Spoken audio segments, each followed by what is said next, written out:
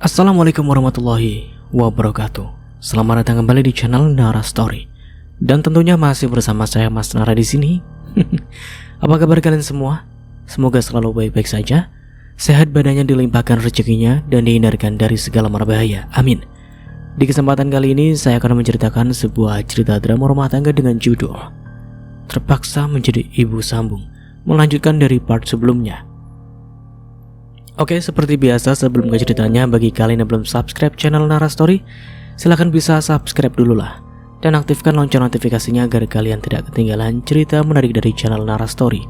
Dan jangan lupa juga untuk share and like, tentunya agar Mas Nara lebih semangat lagi untuk menghibur kalian. Oke, kalau sudah, terima kasih. So just start, keep up with me.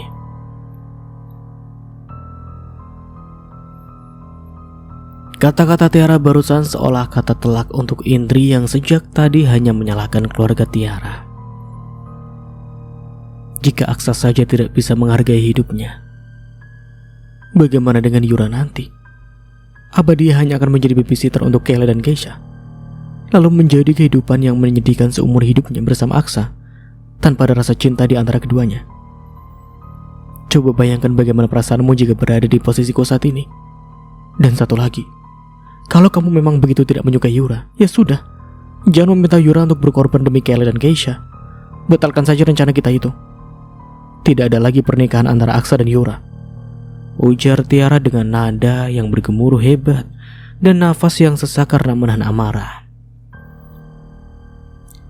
Kata-kata Tiara sebelumnya bagaikan petir di siang bolong untuk Indri. Indri tak bisa menutupi rasa terkejut di wajahnya setelah mendengar kata-kata Tiara itu. Dia tak menyangka kalau Tiara akan berani mengatakan itu kepadanya. Sementara Tiara, wanita parubaya itu saat ini masih mengatur nafasnya yang terasa ngos-ngosan, karena sebelumnya dia berbicara dengan emosi yang meluap-luap. Indri menatap Tiara masih dengan ekspresi terkejut yang tergambar jelas di wajahnya. Matanya membulat dan mulutnya terbuka lebar saat mendengar perkataan Tiara yang dengan tegas menyatakan ingin membatalkan pernikahan Yura dan Aksa. Apa yang kamu katakan ini, Tiara?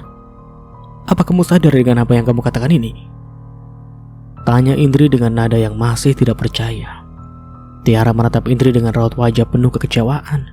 Setelah nafasnya kembali teratur, Tiara pun membalas ucapan Indri. Ya, aku yakin, jawab Tiara dengan tegas dan tanpa ragu sama sekali.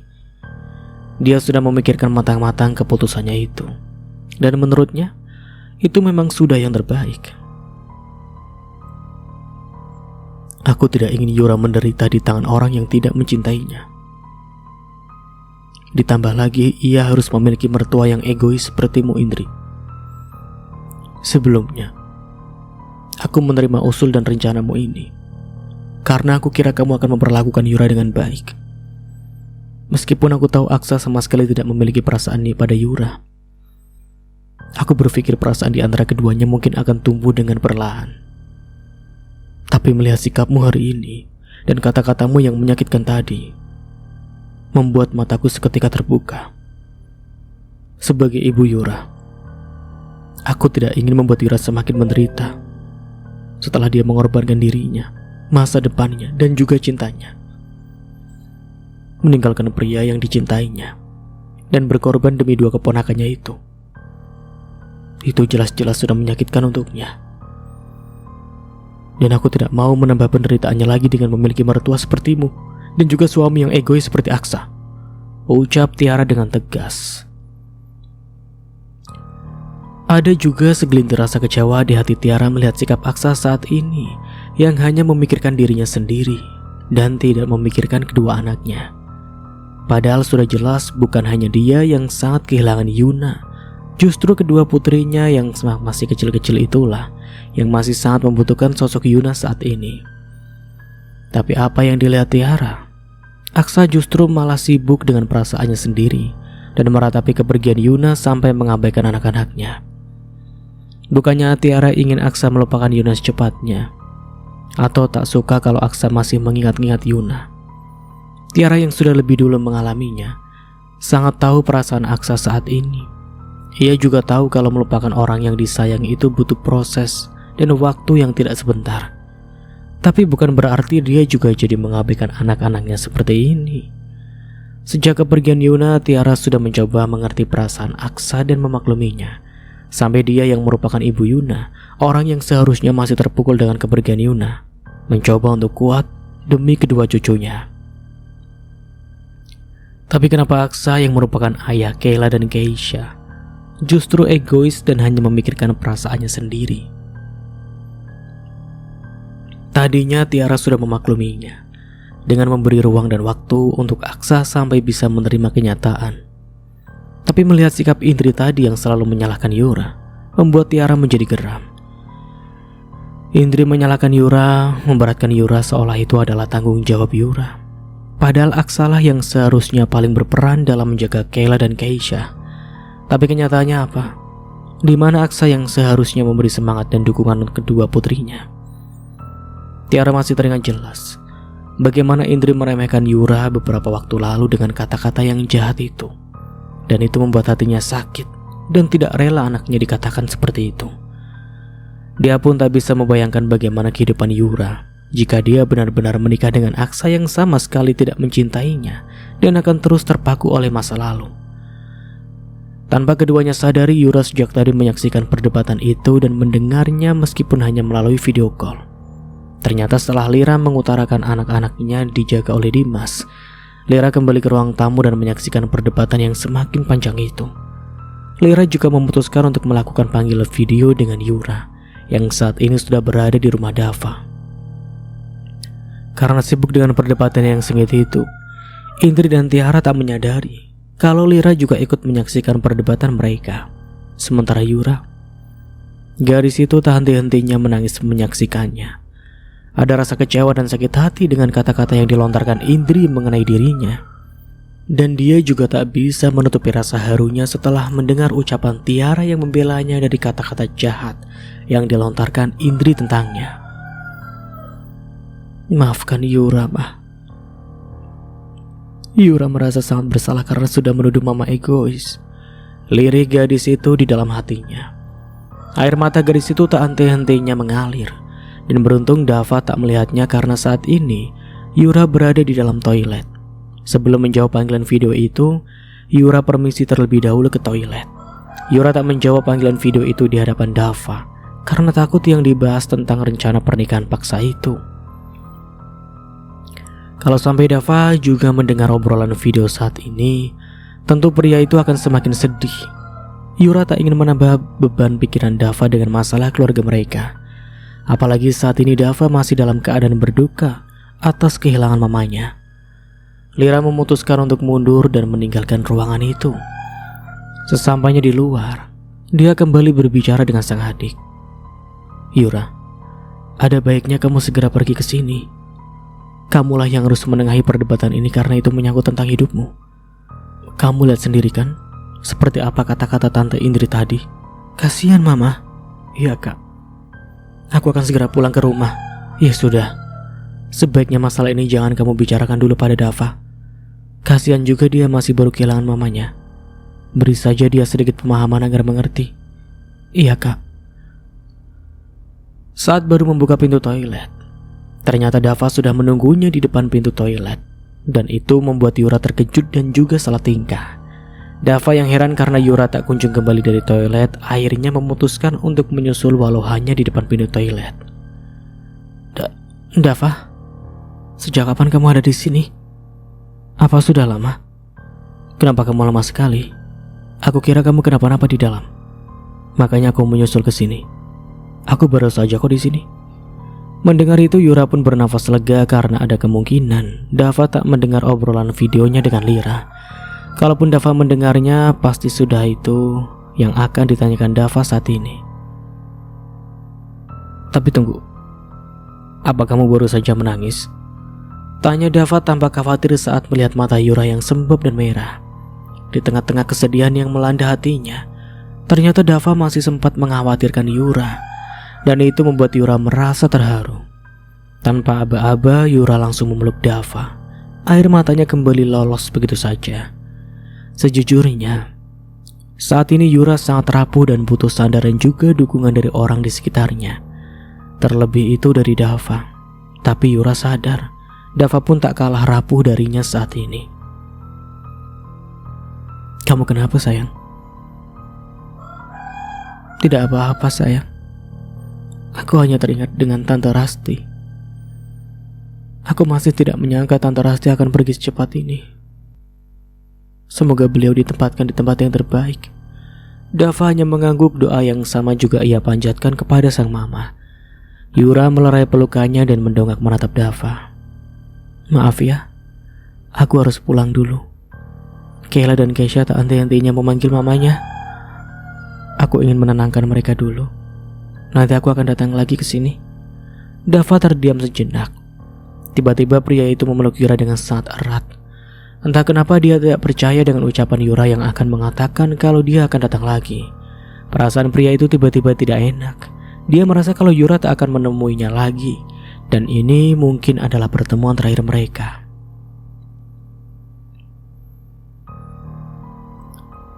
"Apakah aku boleh egois? Tidak bisakah kamu tetap di sini menemaniku? Aku akan datang lagi ke sini. Aku janji." Dava menggeleng. Dia semakin mengeratkan pelukannya sampai membuat Yura kesulitan nafas. "Tidak. Entah kenapa aku merasa kalau aku tidak akan melihat kamu lagi. Kenapa kamu berpikiran seperti itu? Kita pasti akan bertemu lagi kok. Aku janji." Dava mengurai pelukannya meski dia masih belum yakin dengan apa yang dikatakan Yura itu. "Aku janji akan datang lagi." Ucap Yura meyakinkan. Dava hanya terdiam seraya menatap wajah Yura dengan lekat. "Aku mencintaimu, Yura. Tolong jangan tinggalkan aku sama seperti mama meninggalkan aku. Tetaplah di sisiku selamanya. Aku tidak mau lagi kehilangan wanita yang aku cintai." Yura sempat terdiam, namun dia langsung mengangguk sembari tersenyum tipis. "Iya, aku tidak akan meninggalkanmu, Dava." Meskipun Yura sudah mengatakan itu, tetap saja tak membuat hati Dava jadi tenang. Jangan langsung memikirkan hal yang belum terjadi, Dava. Pikirkan saja saat ini. Kamu harus tetap kuat ya. Meskipun Tante Rasti tidak bersama kita lagi, Ayoko yakin ia masih mengawasi kita. Jadi jangan larut dalam kesedihan terus-menerus. Ingat saja, mungkin ini jalan yang terbaik yang disediakan Tuhan untuk Tante Rasti, agar beliau tak merasakan sakit-sakitan lagi. Jadi jangan bersedih lagi ya. Tante Rasti sudah tenang di atas sana dan tidak merasakan sakit lagi. Dava mengangguk dan mengelus pipi Yura yang mulus. Tangan kirinya meraih tubuh Yura agar lebih dekat dengannya. Kemudian tangan kanannya memegang dagu Yura dan perlahan mendekatkan bibirnya pada bibir Yura. Dengan sedikit membungkuk, Dava pun mendaratkan kecupan hangat di bibir ranum Yura. "Aku sangat mencintaimu, Yura." "Aku juga sangat mencintaimu, Dava." Sejenak keduanya terdiam, namun seketika Yura teringat kalau seharusnya dia segera pulang. "Aku pulang dulu ya. Kasihan Kayla dan Keisha. Ayo, aku akan mengantarmu." "Tidak perlu, Dava.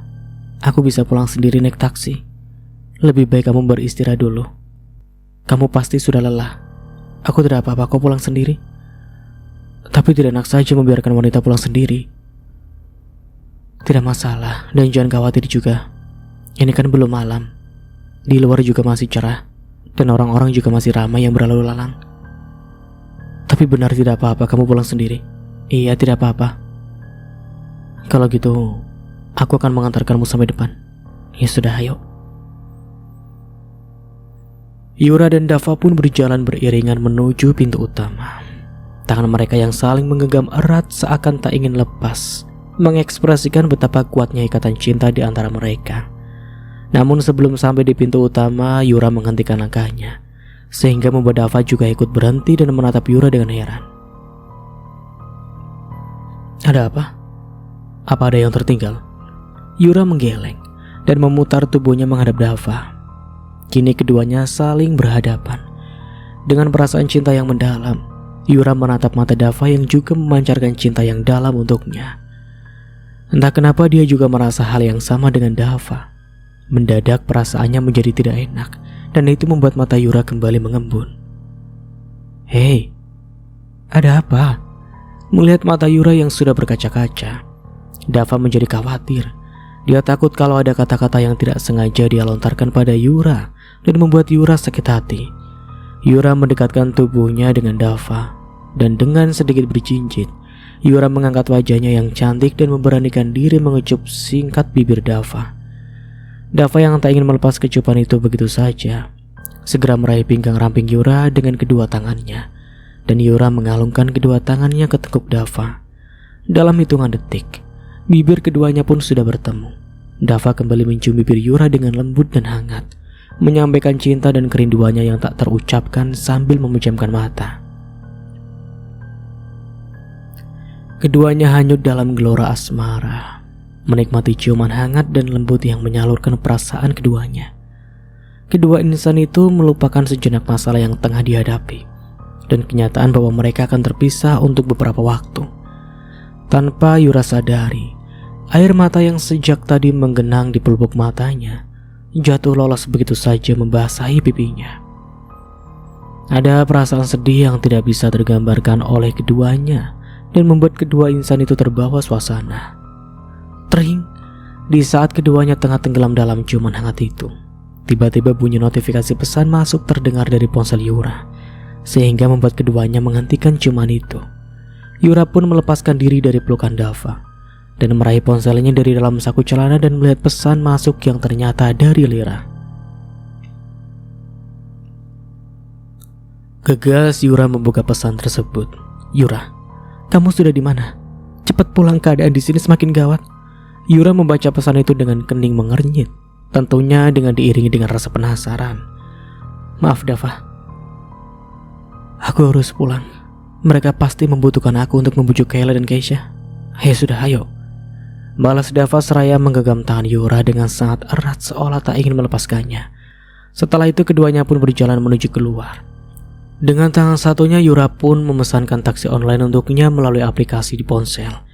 Karena kebetulan taksi online yang dipesan Yura posisinya tak jauh dari rumah Dava, maka dia tak perlu menunggu lama. Taksi online yang dipesannya pun sudah tiba di depan rumah Dava. Dan di saat yang bersamaan, datangnya taksi yang dipesan Yura. Keduanya juga baru tiba di depan gerbang. Aku pulang dulu ya. Iya, hati-hati. Kalau sudah sampai kabari aku. Iya, pasti. Aku sudah boleh pulang kan? Kalau begitu bisa dong lepaskan tanganku. Dava pun seketika tersadar kalau sejak tadi dia masih menggenggam tangan Yura. Sontak Dava melepaskan genggamannya dari tangan Yura. Hati-hati ya. Iya Dava. Balas Yura seraya berbalik dan membuka pintu mobil yang terhenti di hadapannya. Yura, panggil Dava saat Yura hendak masuk ke mobil. Yura pun mengurungkan niatnya untuk masuk ke dalam mobil dan menoleh ke arah Dava. Dava mendekati Yura dan langsung memeluk gadis itu dengan tiba-tiba. Setelah melepaskan pelukannya, Dava pun mengecup kening Yura dengan lembut. Tepati janjimu, ucap Dava. Yura pun mengangguk. Setelah itu Yura pun masuk ke mobil yang masih setia menunggunya itu. Aku pergi ya.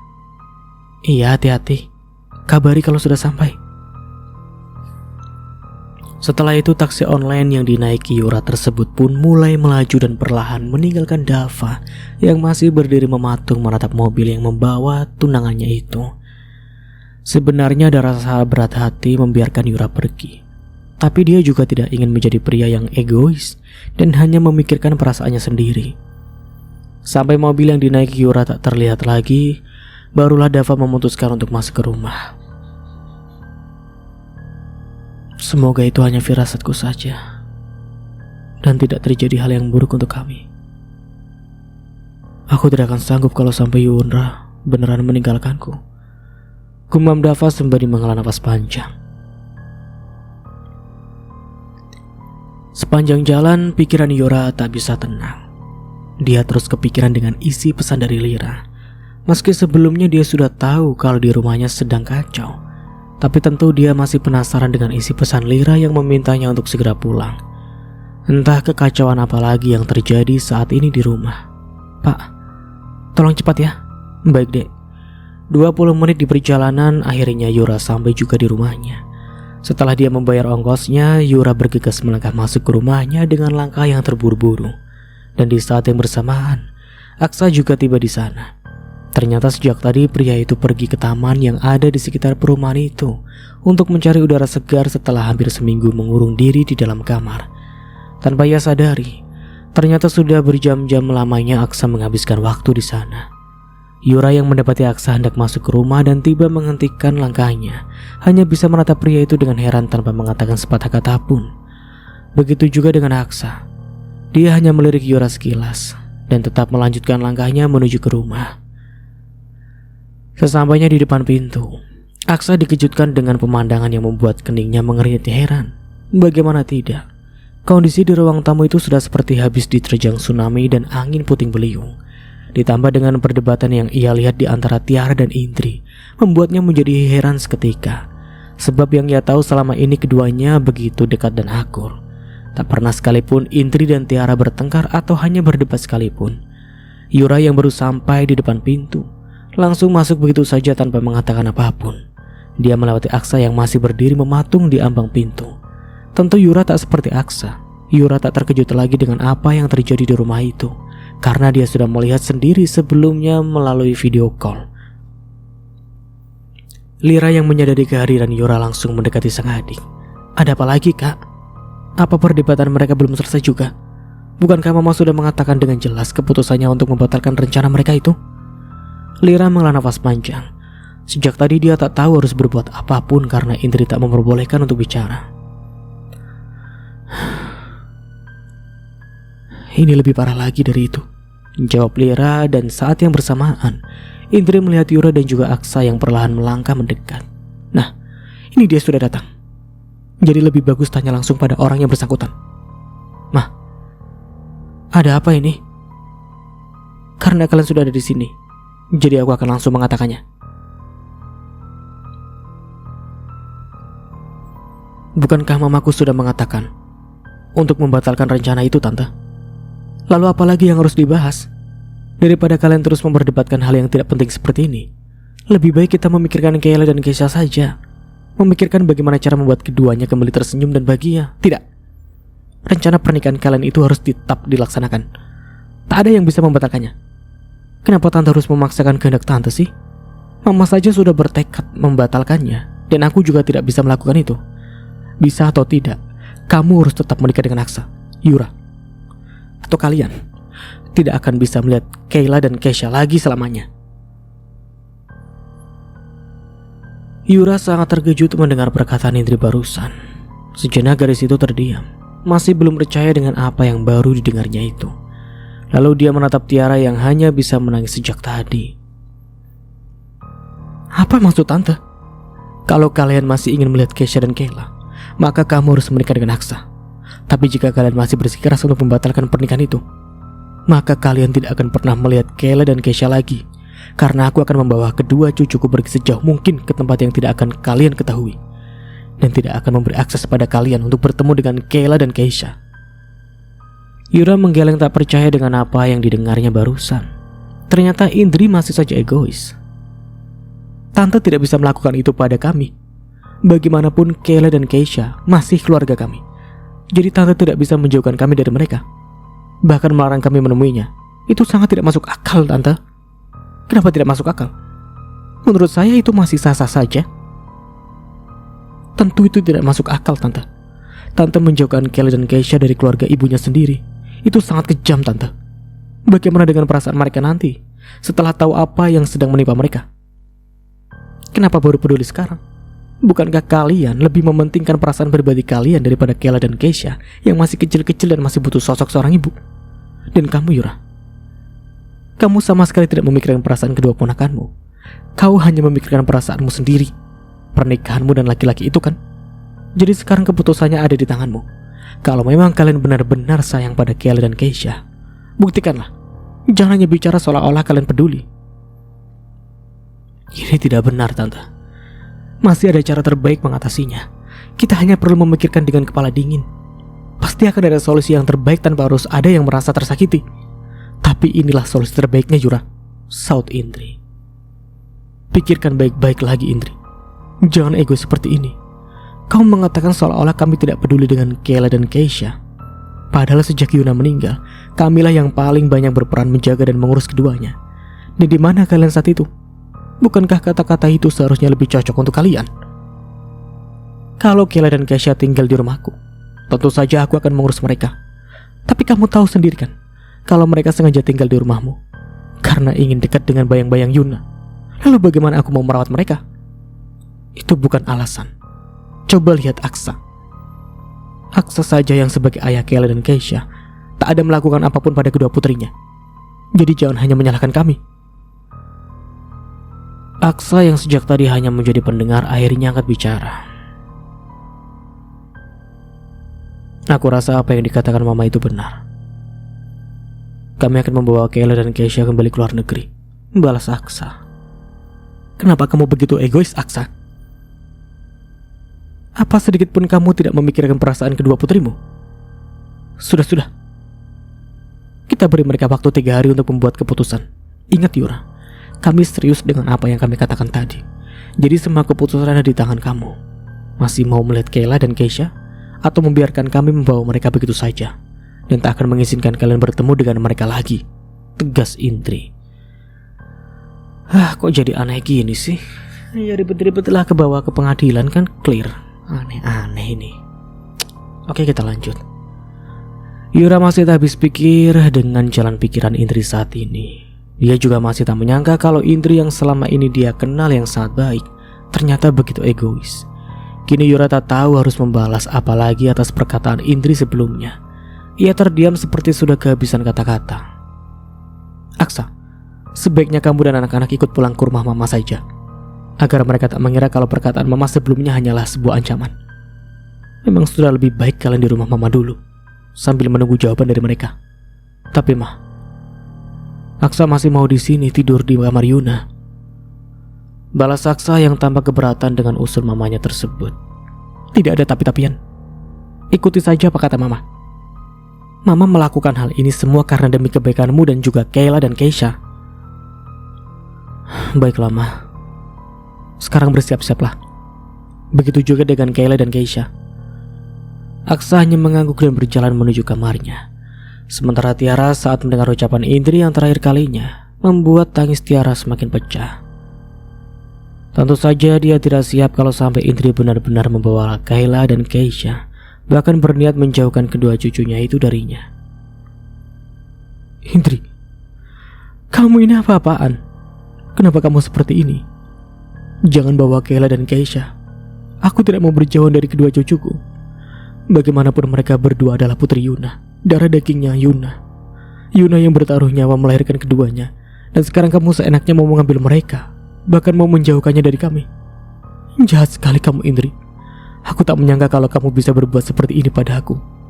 Padahal selama ini hubungan kita baik-baik saja. Tak ada masalah apapun yang terjadi di antara kita. Tak ada angin, tak ada hujan. Kenapa tiba-tiba berubah seperti ini, Indri? Lirih Tiara.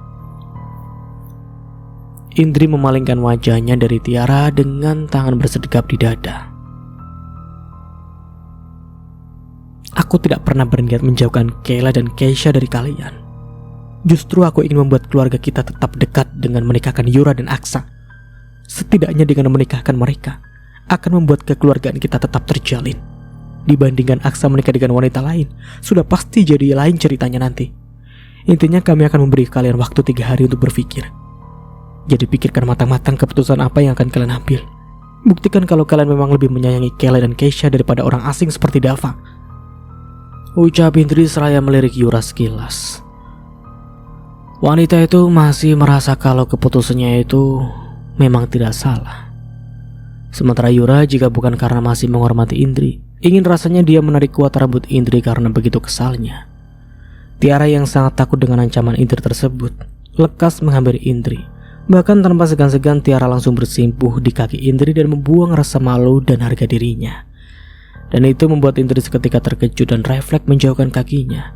Bagaimanapun permasalahan mereka saat ini, tentu saja dia tidak mau melihat Tiara sampai merendahkan dirinya seperti itu.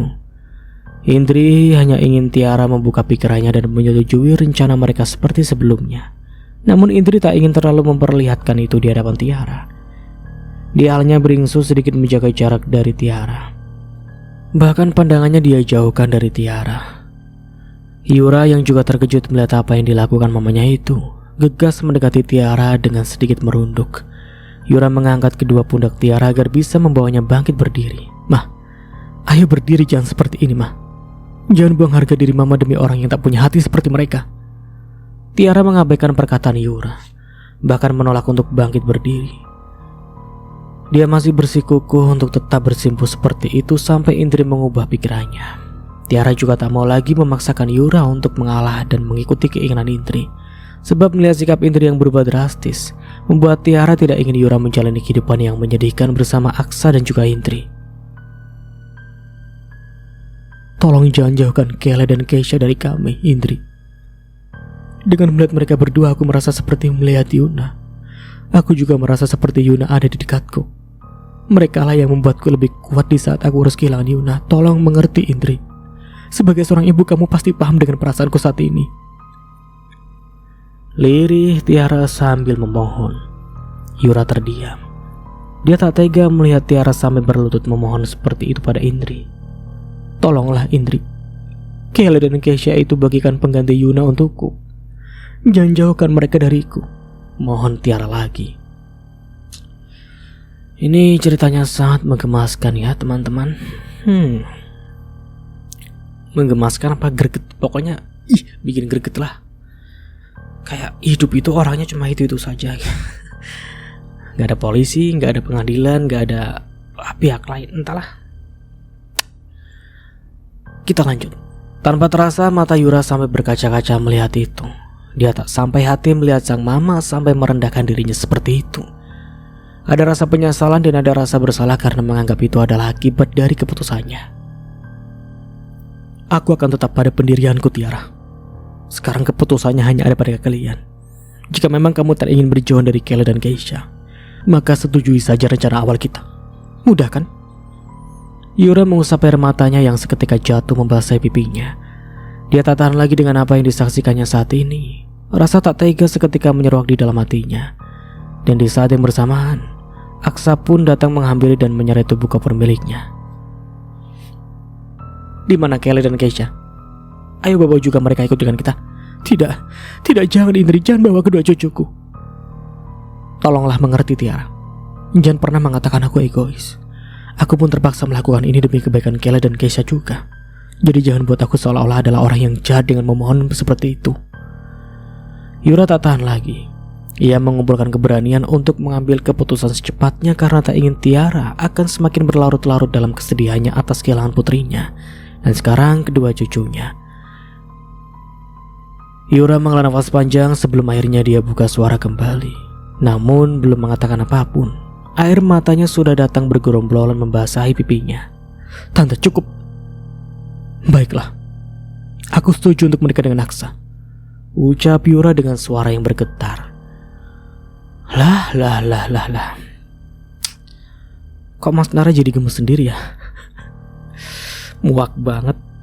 Coba ini siapa yang mau gantiin Mas Nara baca? Mas Nara mau denger aja deh. Bacanya kok sampai greget banget. Kasian ya si Dava. Ini masih panjang loh ceritanya, tapi udah sangat menjengkelkan. Mendengar itu Tiara seketika menghentikan tangisannya dan berbalik menoleh menatap Yura dengan kening yang mengernyit. Dia tak menyangka kalau Yura akan mengambil keputusan seperti itu secara tiba-tiba. Setelah Tiara sendiri sudah merasa begitu berat untuk melanjutkan rencana pernikahan Yura dan Aksa tersebut. Meskipun Tiara sangat berharap Indri tak membawa Kayla dan Keisha darinya dan juga tidak memisahkan kedua cucunya darinya, tetapi tetap saja dia juga merasa berat untuk menikahkan Yura dan Aksa setelah keadaan seperti ini. Mengingat semua perkataan Indri sebelumnya tentu masih menyisakan rasa sakit di hatinya. Dan sebagai seorang ibu, tentu itu tidak akan bisa dia lupakan begitu saja. Tiara juga masih berpikir kalau Yura tidak mendengar semua perkataan buruk Indri tadi terhadapnya. Karena kalau Yura mendengar dan mengetahuinya, dia pasti tak akan sudi menyetujui pernikahan itu. Tanpa Tiara ketahui, Yura sebenarnya sudah mendengarnya sendiri. Tapi Yura masih tetap menyetujui pernikahan itu, meskipun dia sudah tahu karena alasan tersendiri. Apalagi jika bukan karena memikirkan perasaan Tiara saat ini, Yura tak ingin Tiara terus-menerus merasakan kesedihan yang mendalam. Cukup Tiara merasakan kesedihan atas kepergian Yuna, tidak dengan dipisahkan dari kedua cucunya. Yura juga tak tega melihat Tiara sampai bersimpuh memohon seperti itu pada Indri. Melihat itu benar-benar sudah menyayat hatinya. Tiara masih terus menatap Yura dengan tatapan penuh keheranan dan juga bingung.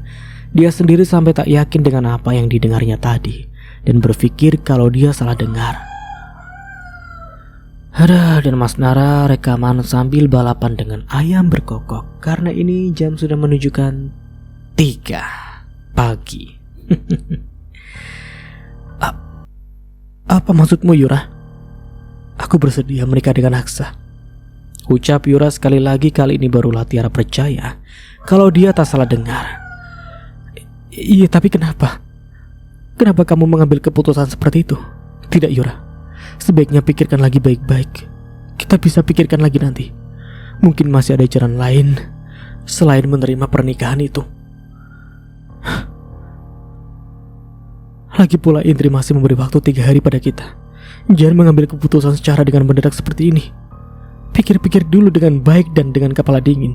Jangan sampai ada penyesalan untukmu di kemudian hari, Yura. Aku sudah memikirkannya, Mah. Dan aku sudah sangat yakin dengan keputusanku itu. Tidak perlu menunggu waktu lagi untuk berpikir kalau ujung-ujungnya aku memang harus menikah juga dengan Aksa, agar kita bisa tetap melihat pertumbuhan dan perkembangan Kayla dan Keisha. Mendengar itu seketika Indri tersenyum penuh kemenangan. Dia pun langsung menimpali ucapannya Tiara. Please lah, ini ceritanya ya.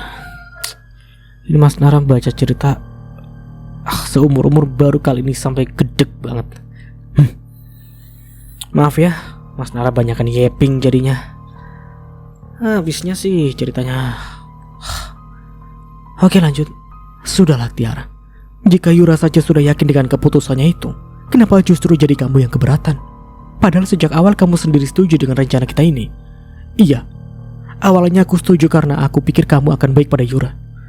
Tapi mendengar ucapanmu tadi, aku jadi berubah pikiran.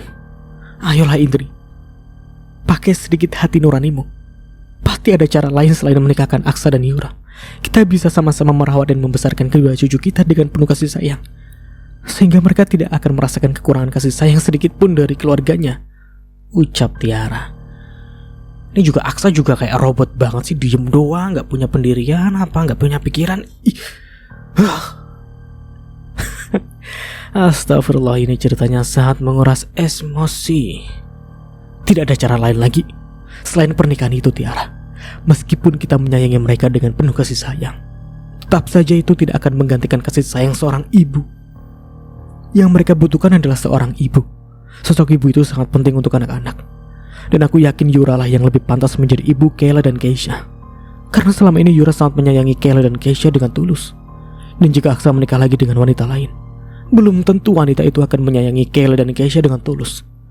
Lagi pula dengan keberadaan Yura di sisi Kayla dan Keisha, membuat cucu kita merasa dekat dengan ibunya sendiri.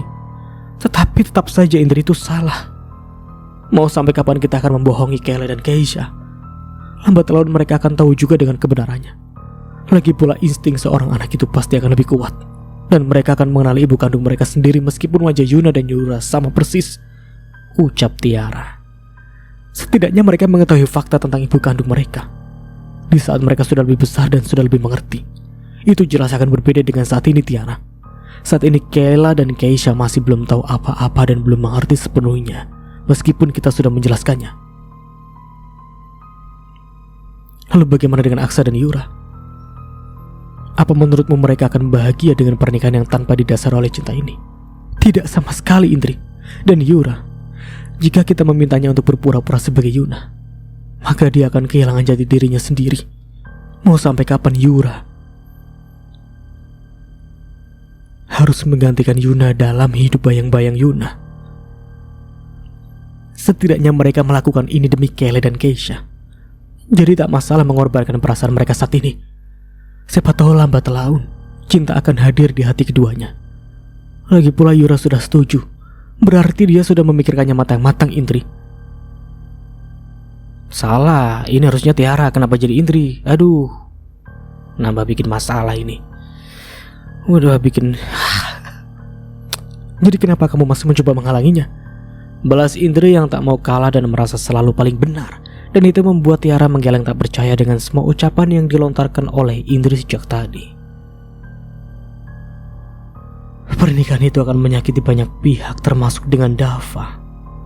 Karena itulah pikirkan lagi baik-baik, Yura. Jangan asal mengambil keputusan dengan gegabah seperti ini. Tidak, Tiara. Keputusan Yura itu memang sudah benar.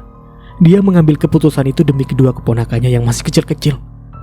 Yura sudah lebih dewasa dan sudah lebih bisa mengontrol perasaannya dibandingkan Kayla dan Keisha. Pikirkan itu baik-baik, Tiara. Bukankah kamu juga ingin tetap melihat Kayla dan Keisha tumbuh dewasa? Tidak. Coba pikirkan lagi, Yura. Jangan sampai kamu mengorbankan kebahagiaanmu sendiri.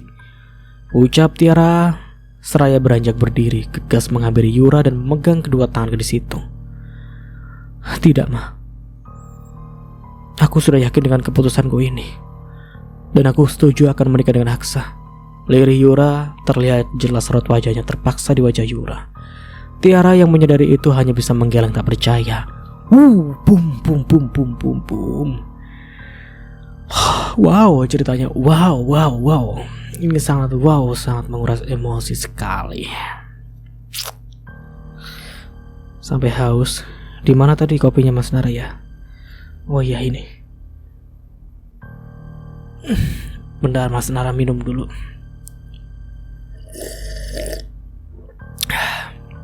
Alhamdulillah. Oke, kita lanjutkan perangnya. Sampai perang dong Mas Nara nganggapnya. Dan di saat yang bersamaan Aksa pun datang dengan menenteng sebuah koper besar. Dia juga mendengar apa yang barusan dikatakan oleh Yura. Namun wajahnya biasa saja dan dia juga tidak ingin menimpalinya. Aku Oke. Ini masih panjang loh ceritanya, tapi Mas Nara udah capek banget bacainnya. Gimana ini pemirsa? Karena ini sangat menguras emosi sekali. Orang-orangnya itu tokoh-tokohnya aneh-aneh. Aneh-aneh gak sih menurut kalian? Tapi gemes banget, greget banget. Oke. Gila ini ceritanya. Lanjut. Aksa juga tak tahu harus seperti apa menggambarkan perasaannya saat ini. Yang jelas dia melakukan semuanya demi anak-anaknya yang masih butuh sosok seorang ibu. Dan Aksa berpikir kalau apa yang diusulkan oleh Indri itu memang sudah tepat. Meskipun dia tidak kepikiran untuk menikah lagi karena masih tak ingin posisi Yuna tergantikan di hatinya. Yura, aku sudah sangat yakin, Ma. Aku juga tak ingin melepaskan Kayla dan Keisha begitu saja pada mereka. Aku akan menemani tumbuh kembang kedua keponakanku. Mungkin bukan lagi keponakan, tapi putri-putriku. Tiara hanya bisa menghela nafas panjang. Tak sanggup berkata apa-apa lagi. Dia langsung meraih tubuh Yura ke dalam pelukannya. Mata tak bisa dibohongi. Dari mata itu Tiara bisa melihat kalau Yura menyimpan kesakitan di dirinya sendiri. Kali ini Tiara melihat Yura yang sudah bisa berpikir lebih dewasa dan bijaksana seperti Yuna. Baiklah, jika sudah mengambil keputusan seperti itu, sebaiknya kita langsung melaksanakan pernikahan itu secepatnya. Tapi sebelum pernikahan itu dilaksanakan, aku punya satu permintaan. Apa itu? Katakan saja, jawab Indri. Karena pernikahan ini untuk menggantikan Yuna demi menjaga perasaan Kayla dan Keisha. Aku ingin menikah cukup dilakukan di KUA saja. Tentu dia punya alasan tersendiri untuk itu. Dia tak mau ada yang tahu tentang pernikahan itu, termasuk orang-orang terdekatnya, bahkan Dava sekalipun. Ya Allah, ini Dava kasihan sekali. Aduh. Gimana ini ceritanya kok sangat membagongkan. Astagfirullahaladzim. Bongkol tenan. Baiklah, jika memang itu maumu, Itu persyaratan yang sangat mudah. Dan karena mudah dan tak butuh banyak persiapan, jadi lebih baik kalian menikahnya besok saja. Lebih cepat lebih baik, agar Kayla dan Kesha juga tak selalu mencari-cari keberadaan mamanya. Dan Tante akan meminta orang-orang kepercayaan Tante untuk mengurus semuanya. Dan untuk sementara kalian menikah siri dulu, karena masih banyak hal yang harus diurus, termasuk surat cerai mati antara Aksa dan Yuna dari pengadilan. Setelah semuanya kelar, kalian akan menikah secara sah. Ini dilakukan untuk menghindari kalian dari dosa karena kalian akan tinggal bersama. Iya. Lakukan apa baiknya, Tante. Aku pasrah dan ikut saja. Dan kurasa pembahasan tentang ini sudah selesai. Aku lelah dan ingin beristirahat. Aku ke kamar dulu, ucap Yura. Dan tanpa menunggu jawaban, Yura langsung beranjak pergi meninggalkan ruangan itu. Tiara hanya bisa meratap punggung Yura yang perlahan menjauh. Dia sungguh tak tega dengan Yura, tapi dia juga tidak ingin berpisah dari kedua cucunya. Semuanya serba salah untuknya dan juga Yura. Aksa, kamu ikut dengan mama saja ke rumah dan menginaplah di sana semalam. Kayla dan Kesha biarlah di sini. Halah. Ayo sini kumpul yang mau jitak ini, si Tante Indri. Mas Nara ikut. Aksa hanya mengangguk, karena sebenarnya dia tidak memiliki semangat untuk mengatakan apapun, apalagi melakukan pernikahan itu. Sesampainya di kamar, Yura langsung menghempaskan tubuhnya di atas kasur begitu saja sembari menangkup wajahnya di lantai. Di bantal harusnya, ini ngapain di lantai? Tangis Yura pun pecah seketika. Di sanalah dia bisa meluapkan kesedihannya dan juga kekesalannya. Iya, dia kesal karena nasib baik tak pernah berpihak kepadanya. Di saat dia akan memulai rencana indah dengan pria yang dicintainya, tapi takdir seolah tak mengizinkan mereka untuk bersama. Kenapa hidupku harus seperti ini? Apa sebegitu susah untukku hidup bahagia? Kenapa kebahagiaan tidak pernah berpihak kepadaku? Lirih Yura sembari memukul-mukul kasur dengan tangannya. Apalagi yang bisa dia lakukan selain menangis dan meluapkan semuanya saat ini seorang diri? Menangis. Hanya itulah yang bisa dilakukannya saat ini. Saat Yura masih menangis meratapi hidupnya yang menyedihkan, tiba-tiba ponselnya bergetar. Yura meraih ponselnya dari dalam saku celananya dan menatap layar ponsel miliknya. Tertera jelas nama Dava di layar ponsel itu. Yura terdiam sejenak, menimbang apakah menjawabnya atau tidak. Hatinya sedang tidak baik-baik saja saat ini, sehingga membuatnya butuh waktu untuk sendiri dan tidak ingin diganggu oleh siapapun, termasuk itu Dava. Ya ampun Dava, sumpah malang banget lagi. Padahal udah pada janji loh. Si Yura juga sudah janji gak akan ninggalin, malah mau nikah sama adik iparnya lagi. Come on. Okay, I can do this. Let's go. Sebab tak mungkin dia semakin menyakiti perasaan Dava dengan mengatakan kebohongan demi kebohongan. Apalagi mengatakan apa yang terjadi tadi, termasuk memberitahu keputusannya menikah dengan Aksa. Itu lebih tidak mungkin menurut Yura. Kondisi Dava yang sedang berduka saat ini akan semakin menyakiti hati Dava, dan Yura tak mau itu terjadi. Yura tak ingin semakin menambah beban pikiran Dava dengan masalah pernikahan itu.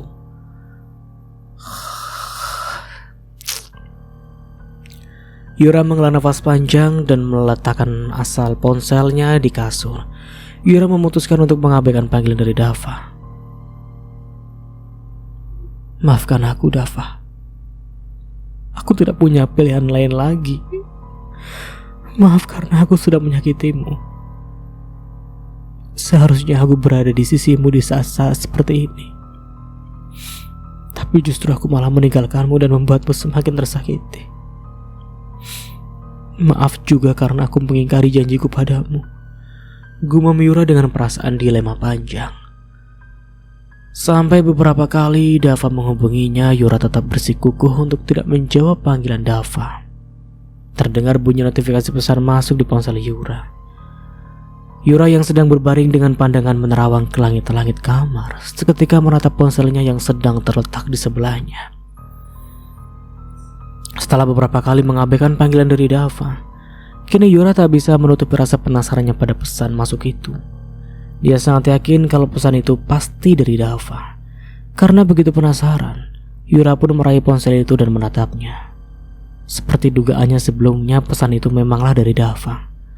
Yura tak langsung membuka pesan itu, tapi dia hanya membaca pesan tersebut dari layar atas ponselnya. "Yura, apa kamu sudah sampai di rumah?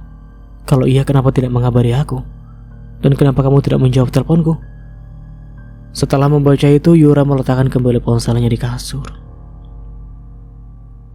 "Maaf Dava." Kembali lagi terdengar bunyi notifikasi pesan masuk. Yura memilih mengabaikannya.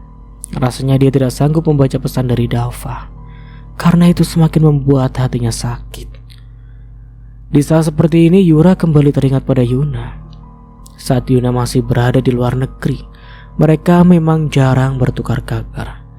Bahkan bisa terhitung beberapa kali berkomunikasi. Itu pun karena Yura ingin mendengar kabar Kelly dan Keisha. Keduanya memang tidak pernah dekat ataupun kompak, bahkan juga berdekatan lebih sering bertengkar. Tapi saat ini, Yura begitu merindukan Yuna. Jika dulu saat masih di luar negeri mereka hanya terhalang jarak yang jauh, kini jarak di antara keduanya semakin jauh.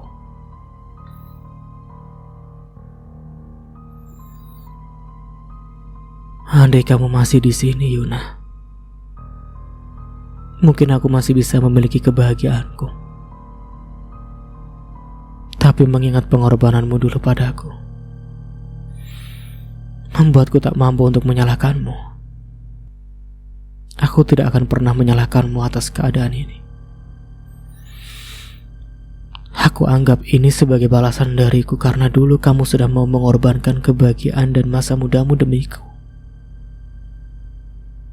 Kini, aku akan mengambilnya lagi. Tapi bukan karena atas cinta. Aku janji akan merawat Kayla dan Keisha sebaik mungkin. Menjaga kedua keponakanku itu yang akan menjadi anak-anakku nanti. Maaf. Aku akan menggantikanmu sebagai ibu mereka, Yuna." Lirih Yura disertai isak tangis. Keesokan harinya, kini Yura dan Aksa sudah sah menjadi pasangan suami istri. Tak ada raut wajah kebahagiaan yang terpancar di wajah keduanya layaknya pasangan pengantin lainnya. Tak ada. Tak ada juga pernikahan impian seperti yang dibayangkan Yura selama ini. Tak ada. Sebab semewah apapun pernikahan itu, tak akan ada gunanya untuk Yura. Tak ada. Semua akan tetap terasa sia-sia sebab pernikahan itu bukan dari didasari atas cinta, apalagi keinginan keduanya. Sampai saat ini, Yura masih belum memberitahu Aksa mengenai pernikahan itu. Sekedar memberi kabar pun tak ada. Bahkan pesan-pesan Aksa yang sejak kemarin masuk berdatangan ke ponselnya, tak satu pun dibaca oleh Yura. Salah ini. Aksa pada Dava ini. Dia memang benar-benar memilih mengabaikannya. Bukan karena tak ada sebabnya. Dia hanya ingin hatinya tak kembali goyah dengan keputusannya yang diambilnya itu, atau kembali merasa bersalah karena sudah menyakiti hati Dava. Ya, walaupun Yura juga sama tersakitinya sebab dia hanya terpaksa menerima pernikahan itu. Setibanya di dalam kediaman Tiara, Indri kembali mengajak Tiara, Yura, dan Aksa berkumpul di ruang keluarga karena ada hal penting yang akan dibahas oleh Indri. Setelah keempatnya sudah berkumpul di ruang keluarga tersebut, Indri pun mulai buka suara dan menyatakan maksud tujuannya meminta mereka berkumpul.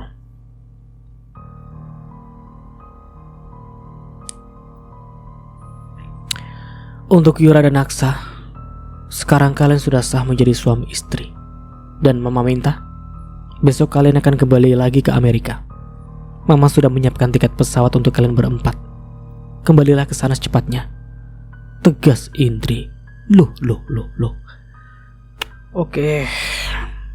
Maaf teman-teman, kali ini Mas Nara kalang kabut, sumpah. Tolong dimaklumi kalau Mas Nara banyak yapping. Kalang kabut ini, gila. Yura menatap Indri dengan tatapan terkejut. Apa maksud tante? Tanya Yura. Mama, bukan tante lagi. Kamu harus ingat Yura, mulai detik ini kamu harus memanggilku dengan sebutan mama, karena aku adalah mama mertuamu. Dan sepertinya aku sudah mengatakan dengan jelas kalau kalian berempat harus kembali ke Amerika besok. Tiket kalian sudah mama booking, dan jam keberangkatan kalian pun pukul 10 pagi, ucap Indri. Iya, aku mengerti tante. Tapi kenapa buru-buru sekali? Mama, bukan tante. Aku juga butuh waktu untuk beradaptasi dengan keadaan ini. Jadi jangan paksa aku untuk secepatnya beradaptasi. Ya terserahlah, asal kamu jangan mengatakan itu di depan anak-anak. Tante, bukan itu yang jadi permasalahannya. Tapi kenapa tante meminta kami untuk segera berangkat ke Amerika, bahkan tanpa meminta pendapat kami terlebih dahulu? Sudahlah, saya sudah memikirkan itu dengan matang-matang. Saya hanya tidak mau kamu masih berhubungan dengan Dava secara diam-diam di belakang Aksa. Yura menggeleng tak percaya dengan apa yang diucapkan Indri barusan, lalu memalingkan pandangannya menuju Tiara. Tiara tak bisa mengatakan apapun, meskipun dia juga sebenarnya merasa berat hati dengan keputusan Indri tersebut. Mah, katakan sesuatu dong. Aku masih belum siap untuk keluar negeri, lagi pula aku belum mempersiapkan apapun. Jadi bagaimana aku bisa pergi begitu saja? Ucap Yura yang langsung dibalas oleh Indri. Nah, akhirnya juga si Tiara pisah juga kan dengan cucu-cucunya karena dibawa ke Amerika lagi. Terus apa bedanya? Ya ampun, ini kok ngeselin banget. Oke. Oke, Mas Nara bisa lanjutkan. Oke. Tenang saja Yura, kamu hanya perlu membawa dirimu sendiri. Masalah pakaianmu semuanya bisa diatasi, dan kamu akan memakai pakaian Yuna saat di sana, agar anak-anak percaya kalau kamu adalah mamanya mereka. Mendengar itu ada rasa seperti keberatan di hati Aksa. Dia yang sama sekali tidak ingin barang-barang Yuna dipakai oleh orang lain langsung menyatakan keberatannya. Tidak bisa, Ma. Aksa tidak akan mengizinkan siapapun memakai barang-barang Yuna, meskipun itu Yura sekalipun. Sudahlah Aksa, kenapa kamu keberatan sih?